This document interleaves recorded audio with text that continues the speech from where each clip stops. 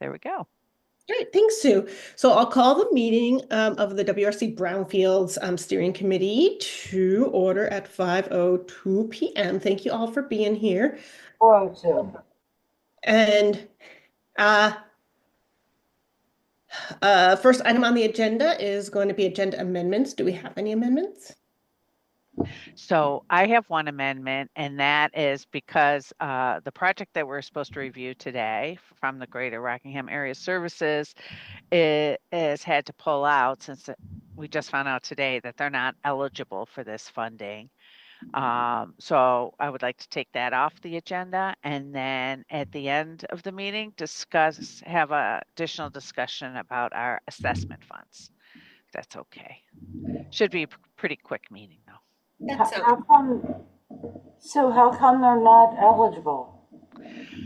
Well, because they purchase, although the building. Can I just interrupt just so that maybe we can Oh, just yeah. that way maybe we should just keep it on the agenda and explain why it's not eligible. Okay. Is that fair? At the right time, yeah. Agenda amendment. Okay. Okay, cool. Sounds good. That all makes sense to me. Does anyone have any issue with that? All right, hearing and seeing none, we'll move forward with those agenda amendments. Okay. We'll move on to the next item, which is the minutes approval for our December 11th meeting minutes. Before I entertain a motion, I'll just thank Sue Fillion for stepping up. My apologies. I seem to be taking vacation on the absolute wrong weeks for the Brownfields Committee. But thanks again, Sue. I appreciate you leading the meeting in my absence. So with that, I would entertain a motion to approve the December 11th meeting minutes as written. I so move. Thank you, Stephen. Do I have a second? Second. Thank you, Sue. Who was that second? Sue Fillion. Okay, thanks, Sue. Any comments, corrections, concerns about the draft meeting minutes? All right, hearing and seeing none. All those in favor of approving the December 11th meeting minutes, raise your hand or say aye. Aye. Thank you. Any opposed? See none. Any abstentions? Elizabeth, thank you. So motion passes. Moving on to the status of our WRBRI funds. I'll turn that over to you, Sue. Yes. So as for our state assessment funds, you'll see we had about almost $20,000 remaining in that account. And I was getting nervous about that because I knew we had additional projects coming forward. And so I requested an additional $50,000, which we're eligible for from the state, and we just received those funds. So that's good. We have very little left, as you can see, in our EPA funds, about not quite $4,000. And then our RLF funds have not changed very much at all because we are still working on a couple cooperative agreements to get them in place. One for the Bellows Falls Bike Project. That will probably be the next one coming up. And also to address some of the concerns about the federal funding, I don't know if Amanda has anything else to say, but we had to put a pause on that funding last week because we weren't sure what was happening. And then we reinstated it the next day when that pause was lifted. But we're hoping that, this funding will continue. Amanda, do you have any more insight for us on that?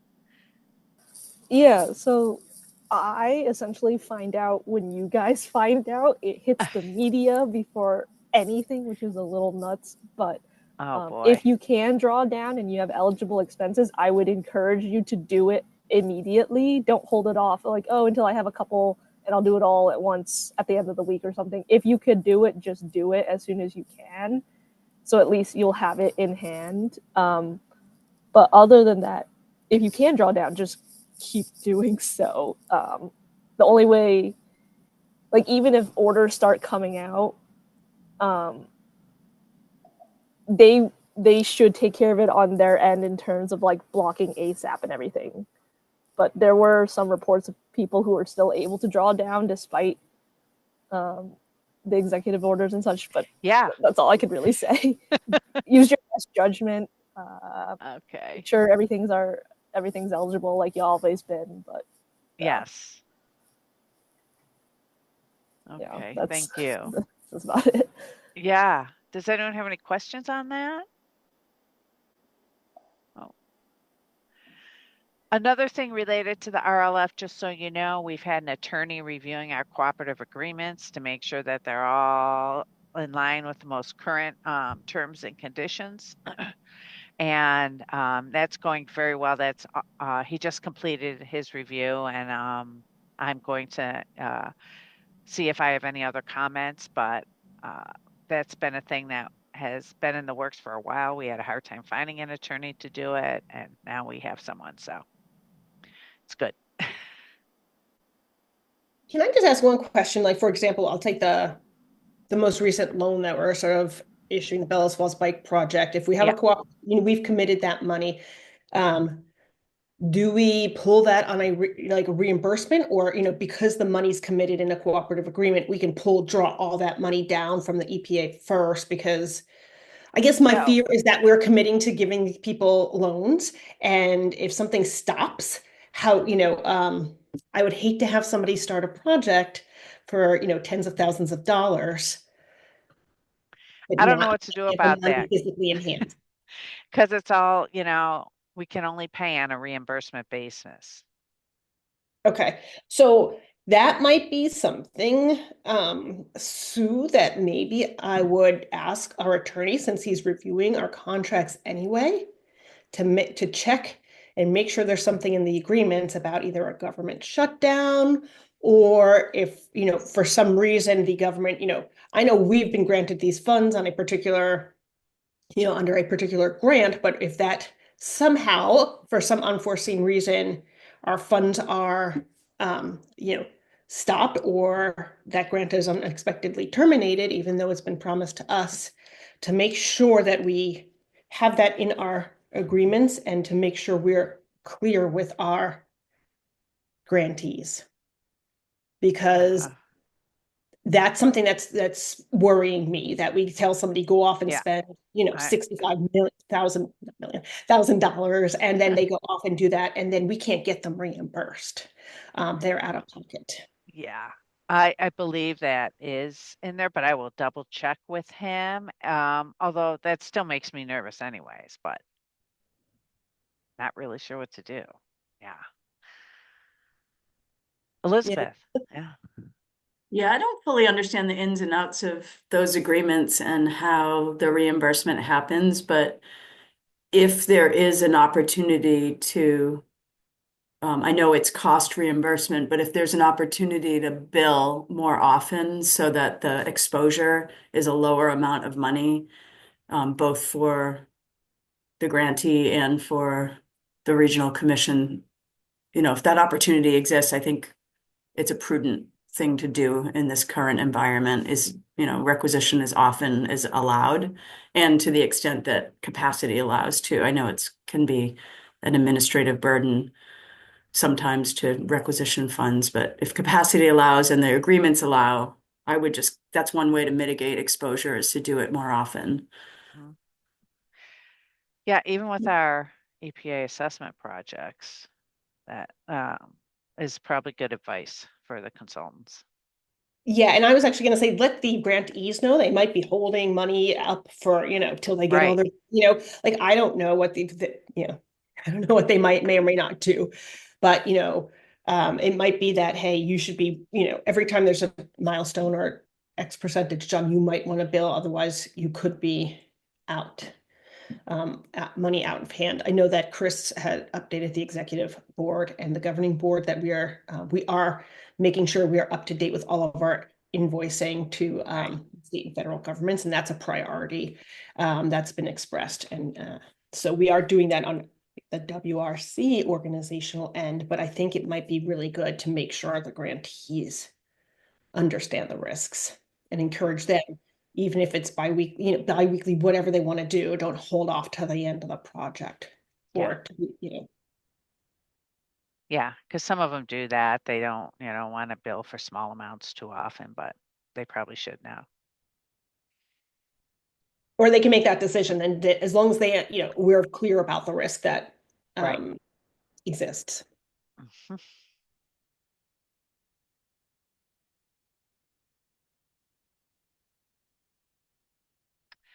Okay, I think that's it for the funding overall. We can talk more about the assessment funding later. Okay, and then next up is the list of consultants. Does anybody have a question about the list of consultants and the sites that they're working on? Okay, hearing and seeing none, we'll move over to the next item, which is the applications. And next is the Bellows Falls Greater Rockingham Area Services site. And maybe, Sue, you can just provide us with the update about their status and why they are now not eligible. So the building came under their ownership in the early 90s, I think. So they could be eligible for Barella in theory still, even if they hadn't done phase one. However, um, the issue there is that there are some underground storage tanks and there are some issues related to their boiler system. And because they are using those systems, even though they did not install them, they can be considered liable or the responsible party. So that makes them uneligible for Barella. And that's the issue there. And that's the only assessment funding that we have is Barella funding. And so is the state funding, which requires Barella. Can you say that again, Sue? Because they didn't install them, they're not eligible? No, not because they didn't install them. They didn't install them. So the issues are related to those systems, which they didn't install. So they're not considered ineligible because of that, but because they've been using the systems Ah, since that time. I see. That's what the state told them. Yes, Sue. Yeah, so they essentially they could be contributing to the contamination that maybe Right. started years ago when it was installed, but because they've been operating them, they could have caused the contamination. Yeah, when I saw that one, I was like, how are they Yeah. eligible? But Yeah. And resolved. I was a little unclear on it. That's why I had reached out to them. But yeah, it's hard because they're really trying to do everything they can to upgrade their system and they have some funding lined up, but I don't know if they're going to be able to use that funding without going through this process. So it's tricky. Did they do a phase one because of the funding sources? Like it was a Yes, requirement? Because I feel like because they have more CDBG and and more funds are NBRC. requiring environmental assessment. Because at first I saw this and I was like, well, this is weird. Like, Right. then I figured it was the funding that required it, and it's just one of The those federal things where funding. I feel like there's more and more requirements on projects that are like Yeah. stopping them. Yeah. There's a lot of strings. Yeah.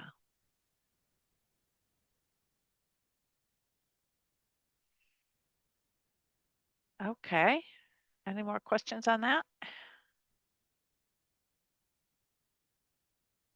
Okay.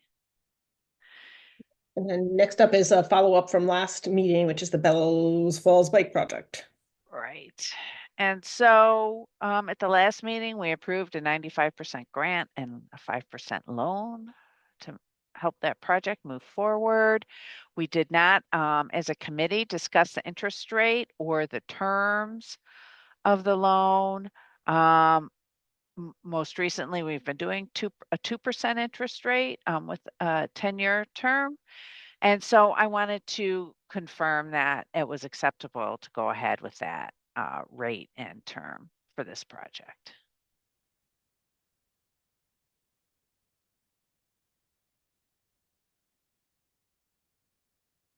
Any questions? Does anyone have an issue with it? I mean, it appears that, and I'm trying to make sure the executive board did indeed do what Sue put down here, which is a 2% interest rate. But I think what Sue wanted to make sure is that since there hadn't been an explicit discussion with the steering committee, that nobody had any concerns that had been done. Does anyone have any concerns about the 2% interest rate? I'm seeing nods no, so I think we're all good. Sue, I don't think that requires a motion since it's already been approved by the executive board. Yeah, Bonnie? Bonnie? All right, so you're talking about, these grants and things being possibly in jeopardy. All right, so for instance, would their grant be maybe vulnerable to funded? Could be. And I think the vulnerability, just to be clear, is that because it's reimbursable, if something extreme were to happen, right? And this is what I was talking about. Like we were literally giving a, $252,000 loan. So if something were to happen and they spent $100,000, there is a risk. And I think we should be completely transparent with our grantees that if anything extreme or unusual were to happen at the federal government level, like we've seen in the past month, that they could potentially be out of pocket. We can only reimburse them if we get reimbursed. Is that clear to everybody? What about grants? Or like, I guess I'm thinking about the train station, right? Maybe this is something I should discuss with Sue in private. All projects, Bonnie, at this point. So if they haven't done their work and gotten the money, they are potentially at a risk should something extreme happen. Right, that's what I was thinking, yeah. But all we can do is hope that the administration will understand the value of this work. And Amanda's laughing. Well, it is, economic development work. So there is some chance that compared to other things that EPA does even, this might have a better chance of moving forward. And again, we're talking about should something extreme happen, and granted, it did happen in the past month, which is why it's at the forefront of everyone's concerns. I think I don't know, Sue Fillion, you've probably been on this committee longest. Probably, I don't want to age you, but like 10 years, right? But more, she's saying. I want more. I mean, maybe as a committee member, no, even more. I'll leave it at that. Staff for a couple of years and probably 15 as a committee member. So, I mean, you've never seen anything like this. No. This again, we are in like uncharted territory. So I think that's why we're being, I want to just make sure everybody is aware of the potential risk, even if it's small, that, ultimately, like they might have to wait until a court, to get reimbursed for a court to go through, something to go through a court system or something, which wouldn't be normal for the past, let's say 15 years. So I just think just given the new situation at the federal level, that we just want to make sure everyone's prepared and understands what's happening. So are you reaching out to everybody and letting them know this, or? Yes.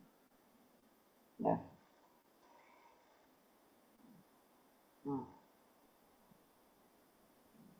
So I reached out to everybody last week specifically about the pause and then told them to go ahead. And I will reach out more specifically, emphasizing that, this is all sort of tentative at this point, although I think we need to move ahead until we hear otherwise.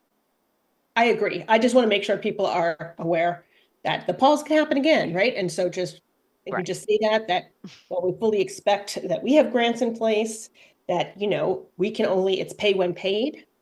So there is a potential, and it might be small, and it might be something that they have to wait for. So get the work done quickly and invoice often. Yes. Can I ask, I mean, have you had the conversations with the consultants as well? I mean, I'm sure some of them called you when there was a pause. That's who I reached out to originally. Okay, consultants, not people with correct grants hanging out there. And then my only other question is, would there be a scenario where if Wyndham Regional Commission couldn't pay the consultant's bill, that they could, go after the property owner or, whoever's put it into the program to kind of collect?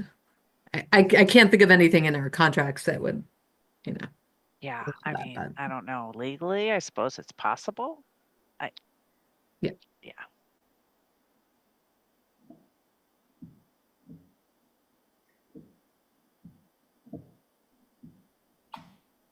I think that's a very reasonable question to ask. And I would look at those agreements between the contractor and the ultimate user of the funds to see what they say. Because ultimately, I would imagine the responsibility is on the business to pay the bill. Now they're using a grant or a loan to do that, but if the work's been commissioned and completed, I think it is reasonable for a business consultant to seek payment for work, completed. So, And just, Absolutely. yeah, and just there's going to be different, like assessment funds is going to come from WRC, Right. right? But cleanup funds are going to be between called the property owner and their contractor. And so that's why I think we just need to be really transparent. Paid when paid.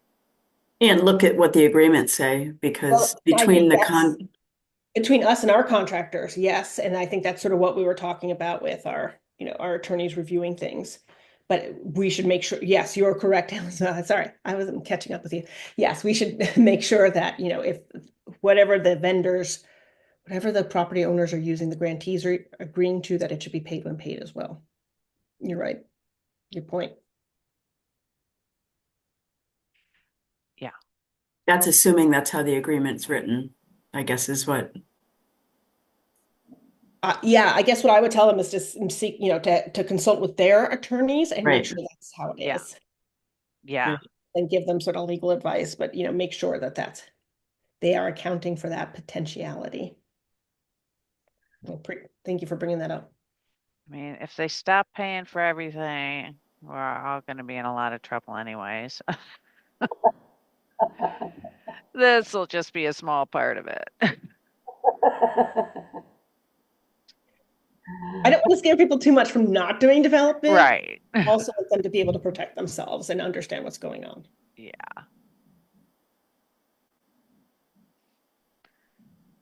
Okay. Should we talk a little more specifically about the assessment work now? Yeah, I think this Yeah. is a good place. Yeah. Okay. So, as I noted before, we only have a little over 3,000 left in our EPA account, and now we have 65,000 in our of state funds, since we got that additional funding. And I was a little concerned because the previous project, the project that we're not funding, had requested, you know, more than we had in our budget for additional, to fund their one project. So it made me think about that. Even though we do have some more funding now, we are going to be getting lower. We do have some projects in the pipeline that are ready for additional funds. Projects that normally I would just approve for phase 2 funding. For example, the Morningside Shelter need some additional funding for additional sampling work. McNeil's project may need some additional funding coming up. Sue might want to mention that, but the main concern, or my main question is, are you okay with me continuing to approve funding even though we're getting low? Or do you want all these projects to come back to the committee as you had in the past when we gotten low? How many outstanding projects do we have? So what you mean by outstanding? Sort of like when you talk about like the, projects that might need additional funds because they're not yet complete. And I see, maybe I'll answer my own question if I actually look at the agenda again, but I have the active sites update. So those two, three, actually, those two that I mentioned are the most, immediate. The Boys and Girls Club is looking for some help, but I think I can use that remaining EPA money to address that. I believe they're going to be entering into Barella. So if they need additional assessment money, they may be in line. The Bellows Falls Island gas station is just in a phase 1, and they may need some help. And of course, any of the projects that are underway could be asked to do additional sampling or want to move on to corrective action planning.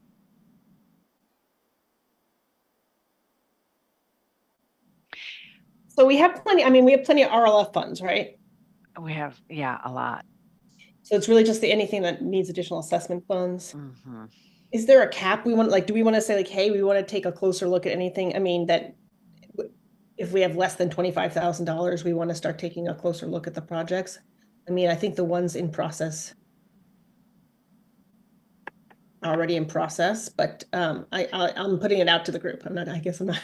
Yeah, I did just find out that we can get additional state funds if we need them within the next year. So that makes me feel a little bit better about it too. But I just found that out. So. And would it be on the order of like another 50,000 available at the state in the next year? Yeah, maybe a little less, might be 45, but and the only real catch there is all those projects have to be Barella eligible. Yes, Sue? I was gonna say, I mean, that's helpful to know, and I guess I kind of feel like I trust you, Sue, to kind of make those decisions and calling us in when you need to. If something doesn't feel right or feels like it's too much, spending too much of it and you're not comfortable with that, then Okay. I guess that's the way I feel. Yeah. I mean, I Thank think you. keeping these projects moving and getting that money out the door rather than waiting for a couple of weeks for a meeting could be good too. Does anyone have any issue with that approach? I don't. I'm curious, do we know what the typical like size of an additional funding request is, or like how much money are we talking about, or are there trends that we could Well, so reference? that's part of the thing is the cost of the phase 2s have gone up quite significantly. And so where they used to be more, maybe around 20,000, now they're, 30 or more, 40, 50, 70. So that's because, costs of everything, labor and equipment and all those things have gone up. I wonder, to Sue's point, trusting you to make those decisions, but as we're getting low on funds, do we want to have amount set aside for supplemental requests so that projects in progress are not stopped before spending all the money down? So maybe set aside an X amount just in case money until those Yeah. projects in progress are done, because it would be a shame to like spend it all down on new projects and then have an existing project coming through that just needs an extra 10,000 and we've spent, all on new stuff coming through. I agree with that. I think we should prioritize what we've already funded, because if the money's gonna stop, starting a new project, you probably won't finish that one either. It'd be better to, keep funding the things you've already funded so you haven't wasted that money. Follow that? I think I am following what you're saying. It is just very difficult because you don't know if they're gonna need 20,000 or 30,000, and then that would be half of our money. I mean, I'm not gonna approve any new projects without you, that's for sure. So this is just all for ongoing work. So maybe what we should do is we should say, hey, if Sue go off and, add you have the okay, but when I mean, that's what I'm thinking. Do we want to cap, like when we have $15,000 left in our assessment funds where it comes back to the committee to make that decision? Because there's two different ways of looking at it. I think Bonnie's right. Like, we've already, put the money out for a project, let's finish it.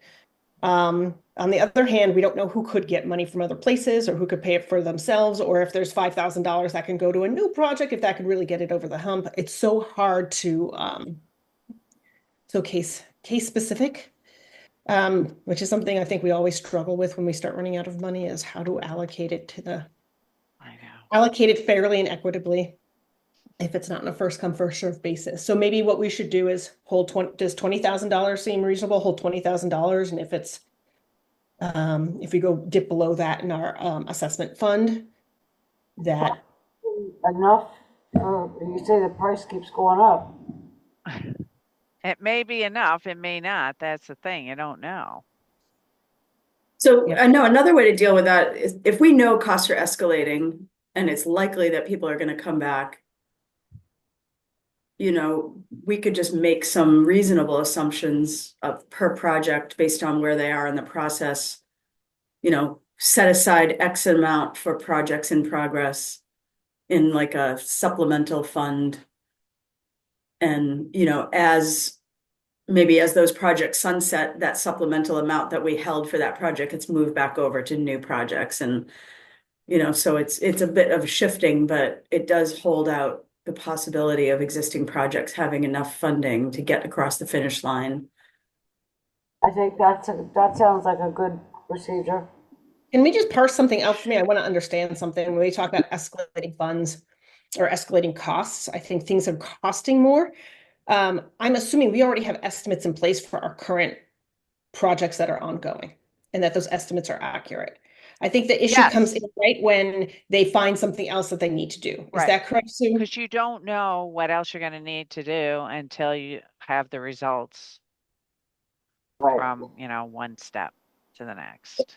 So I think the thing is not that people are coming back to us with funds because it's costing more. Is that accurate? That's correct. Things are costing more, so it's hard to know if the consultants come back once they have the initial testing, how much things are going to cost. Is that accurate, Sue? Yes. Okay, so it's, I think what we're saying is, are you saying it's hard to, because it's not a straight line prediction based on historic data, it's hard for you to give us an average cost of what people are coming back and asking for additional funds? Correct. Is everybody, I made that sense of that in my head. Is everybody clear to anyone else? Makes sense to me. I mean, I do, like you mentioned, the two projects in Brattleboro, Morningside and McNeil's, that might come in with requests. So I could see how this, what do we have, like 65 would go really, really quick. That's the thing. Can you speak to the other, like, I guess I wonder if you could speak to what you think these various projects might need. I know you can't put a cost estimate to it, but because I mean, maybe with so little funding left, if there's a bunch of sites that might need something more. I mean, I imagine with McNeil's, we'll, know in a week or so whether or not we'll make a request for more work. We're meeting with DEC next week. Yep. To understand that a little bit more, but then because then maybe we can triage. Okay, so McNeil's is a potential development project where Morningside is underway, and so maybe that's the priority. TOR Penta is like, I don't know where they're at. So yeah. So I think maybe this begs the question of that maybe unless it's less than, I'm going to make up a number here, unless projects come back with a one-time request for less than $10,000, that it seems like we should do this on a case-by-case basis. And I'm just making up. They're never going to ask for less than $10,000 unless it's for a phase one. Okay, never mind. So it sounds like we should come back on a case-by-case basis, because if we really do want to triage and understand what's going on, it's going to be the best information we have at the time. And that's going to be various projects. That's going to be a lot. And the way we currently meet every other month. Well, I guess I would just have to tell them, but that could Well, I think if stall some somebody comes in with projects. a request, I'd prefer to kind of, We can do a meet special meeting. monthly or, put it on our calendars monthly. And I don't know. Yeah, I'd hate for somebody to have to wait 2 months. And right, it sounds like with the federal situation, that's not a good idea. And right. we can always have a special meeting. So maybe we should just have a short special meeting so that Sue gets our back, our support for whatever decision she thinks she should make. I think we should have a special meeting if that comes up. Is everyone okay with that? So because of our low assessment funds, we will have special meetings on an as-needed basis as requests come in for existing projects. All right, I see all nods and thumbs up. So that seems like our plan. Okay. Thank you, Sue. Thanks Um, for talking through that. There's never a good way to do this. no, and can we go ahead and do Morningside Shelter, McNeil's, and potentially the Boys and Girls Club now? No, because we didn't notice it. Oh, shoot. Yep. So Like, just Can you, this is do going to the be a open. headache. can you talk to each of those? Like, I am talking to them all the time. no, Yeah, no, no, no. I mean, can you tell us what you are expecting of the various projects on the list? Or I know exactly. because there's Yeah. a whole bunch of them on there, like Well, the Winston Rowdy most and immediate ones are Morningside Shelter is asking for $23,910. Uh, McNeil's, if it's a cap and an ECA, maybe $6,000 to $10,000. I mean, I could just tell the Boys and Girls Club to go to the state for funding, and that's the other thing. We can just tell them to go to the state for funding, but then we're not going to be using our money.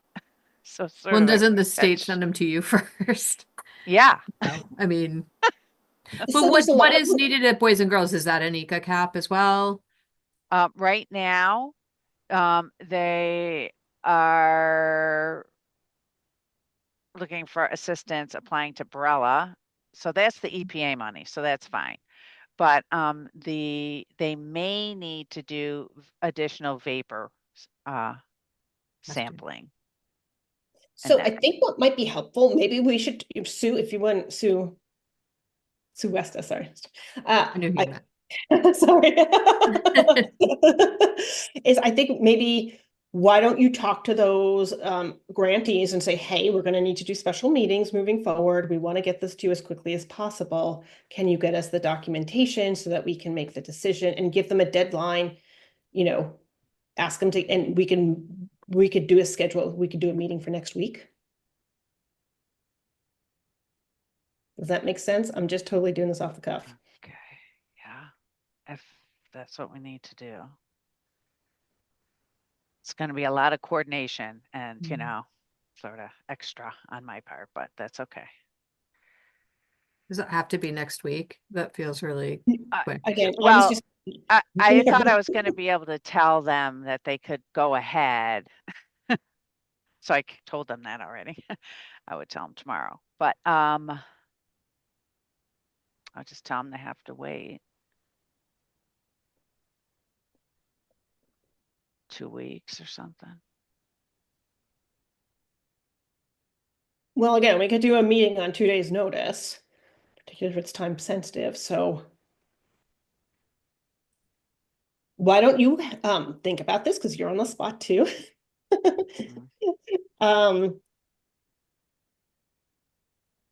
But it seems like it's going to be at least half of our money already if things, based on the Yeah. current request. But and remember, we can request additional if we need it now. Right. So I think maybe we should do, if you wouldn't mind putting it, talking to the grantees and maybe talking to the state about, hey, if we do this, will we get more money? I have been already Like, just found this out that we can get additional money. Yes. Okay. And find out what we need to do to get that? I just need to request it. Oh, we don't need to spend down more money. No, but I'm not going to request it until we've spent some more down. Got it. Okay. Because we have to spend it. If we don't, then we have to give it back. It's different than the EPA money. We get it before we spend it. So let's get it together what we need for all the current known extra requests, the 3 grantees, and let's plan on having a meeting next week. So at least we can push those through, and then if we are able to obligate those funds, potentially then we should be able to ask for more, correct? Mhm. I suspect that we are only in February, and if we're already going to be down to like $30,000, that we would. I mean, now that I say it, it won't happen. But Right. the pace that we've been doing these assessments at, I suspect we'd be able to use that in a year.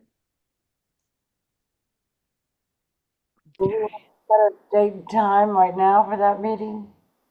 Yeah, well, that's what I was thinking while we were all here, and then it can be tentative, right? And then, I don't know, something happens and Sue, you need to move it or we need to change it, we can do that, but at least we have something on the calendar, so you have our time. Mm-hmm.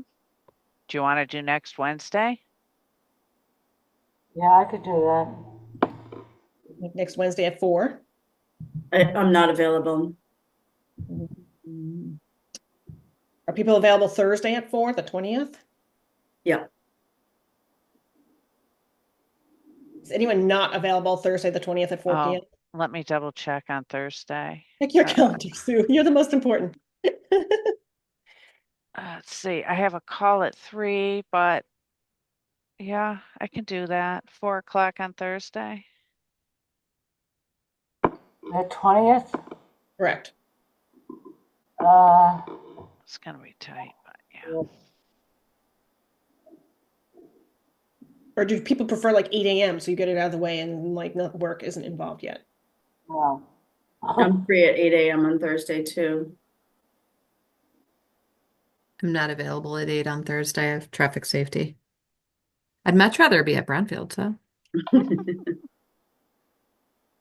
All right, seems like most of us are available 4 on Thursday, the 20th. Get it? Is there any way, Gabby, that I feel like this is causing more work for Sue, and if our policy before was, we never really voted on a policy that we wanted to see them all, and if before she was just continuing things.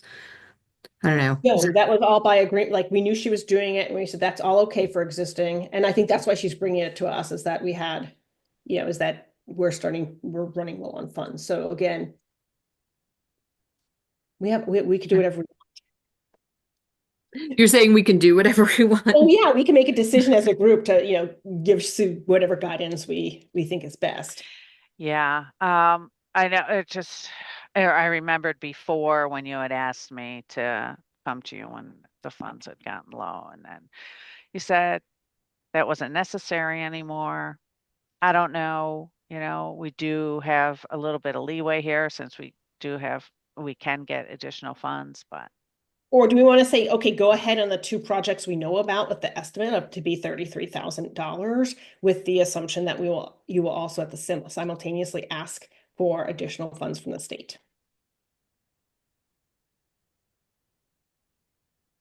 Could do that. I'd be okay with that. I mean, even is it Morningside the one that's like the most critical for you, Sue? Because even McNeil's, we're still in conversation.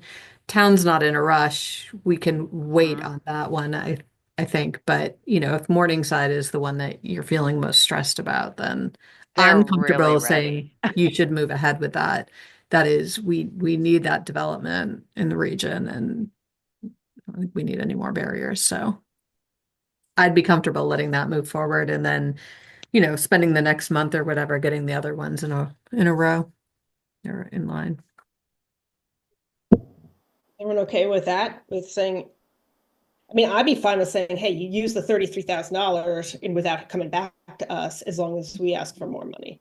I'm good with that. Yeah. Anyone not good with that?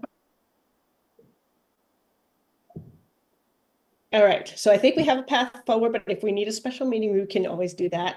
But So we're Sue, not planning to have one next week, right? correct, correct. So I think it's Okay. Morningside, like, the 23,000 for Morningside plus McNeil's. And we're asking the state for money.